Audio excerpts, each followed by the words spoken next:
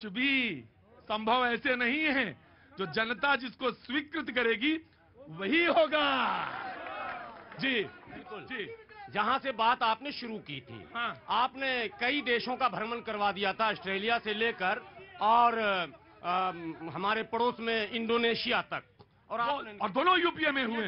Indonesia में ठेके मिले, ऑस्ट्रेलिया में बिजनेस किया, इजराइल में डेवलप, और दोनों यूपीए में हुआ। इजराइल पर मैं आ रहा था।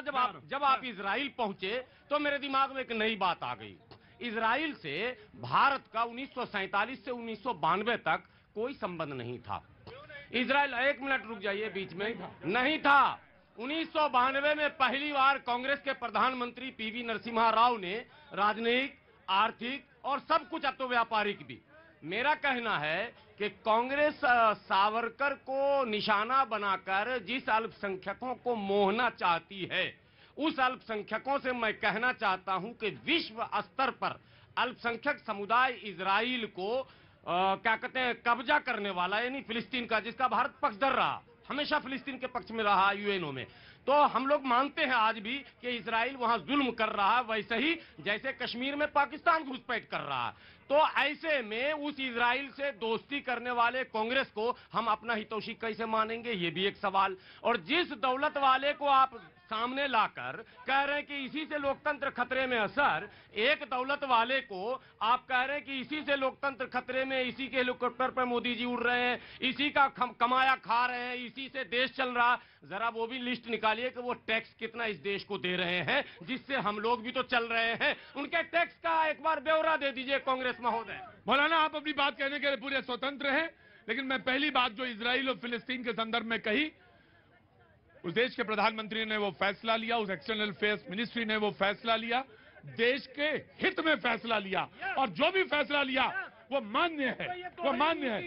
नहीं, वो मान्य है जी। समाजवादी पार्टी देन कांग्रेस अल्पसंख्यक एक्सेप्ट नहीं करेगा, ना करे, वो हिस्सा है, वो हिस्सा है। देश के मुसलमानों को यह पता चलना चाहिए कि जितनी बीमारी है जिससे मुसलमान पिछले पायदान पर गया है, उसकी मां कांग्रेस है, ये तो पता चलना चाहिए। मौलाना आग ना लगाओ तुम। ना ना ना, आग ना लगाओ, ना ना ना ना, आग ना लगाओ। पेश तो हो, तब पानी डालने का काम करो या आग लगाने का? लो मौलाना, आग बोलने चाहिए। लो, नहीं मौलाना, नहीं नहीं जी। पेश तो होगा अदालत में मुकदमा, लेकिन रुको, पेश तो होगा अदालत में मुकदमा, लेकिन हाँ, जुर्म कातिल के सर पर हो ये जरूरी तो नहीं। अच्छा, सत्ता संरक्षित षड्यंत्र के तहत राहुल गांधी की संसद सदस्यता समाप्त हो गई, और मैं ये इसलिए कह रहा हूं, 7 फरवरी को उन्होंने लोकसभा में बजट सत्र के दौरान अडानी और मोदी जी के रिश्ते को उसमें उन्होंने आरोप लगाए। आरोप लगाने के बाद 16 फरवरी को जो स्टे पूर्णेंद्र मोदी ने लिया हुआ था हाई कोर्ट में, उसको वापस लेता है, फिर निचली अदालत में आता है, और निचली अदालत भी आनन फानन में उनकी सदस्यता को रद्द कर देती है, और ये रद्द हो जाती है।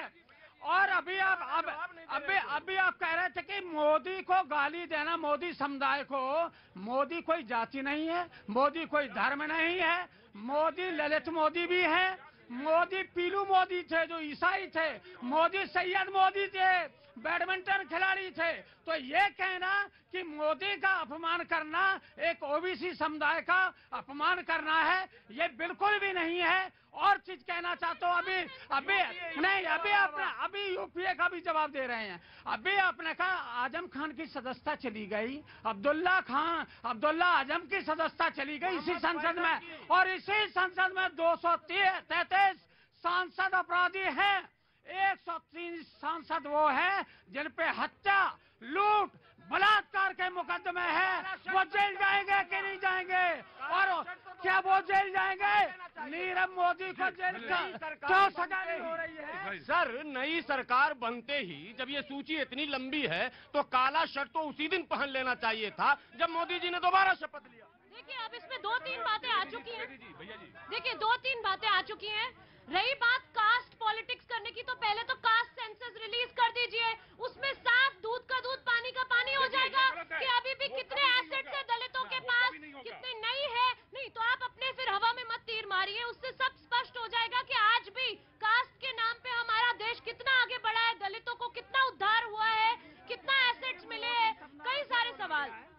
दूसरी बात अदानी जी की, तो देखिए कारोबार करना गुनाह नहीं है, विदेश में भी कारोबार करना गुनाह नहीं है, हमारी कंपनियां बाहर एमएनसी बने अच्छी बात है, विकास होना चाहिए, हमारे जो है जीडीपी बढ़ना चाहिए, पर उसमें कई सारी चीजें जो अभी पता चल रहा है कि कई सारे कानूनों में छेड़छाड़ करके टेंडर जो है वो बांटे गए हैं स्पेसिफिक। क्योंकि आप इकोनॉमिक्स समझती हैं, तो मुझे ये भी बताइएगा कि यूपीए 1 यूपीए 2 उससे पहले एनडीए विनिवेश था या नहीं था, विनिवेश के लिए मंत्रालय बना हुआ था या नहीं, जो बात बार बार बेचने की करते हैं वो बात थी या नहीं थी, मैं जरूर फैक्ट फिगर्स के साथ बोला जी। विनिवेश मंत्रालय जो है वो सबसे पहले कांग्रेस पार्टी के सरकार में ही बनाई गई थी, और जिस रेलवे की ये भाई बात कर रहे हैं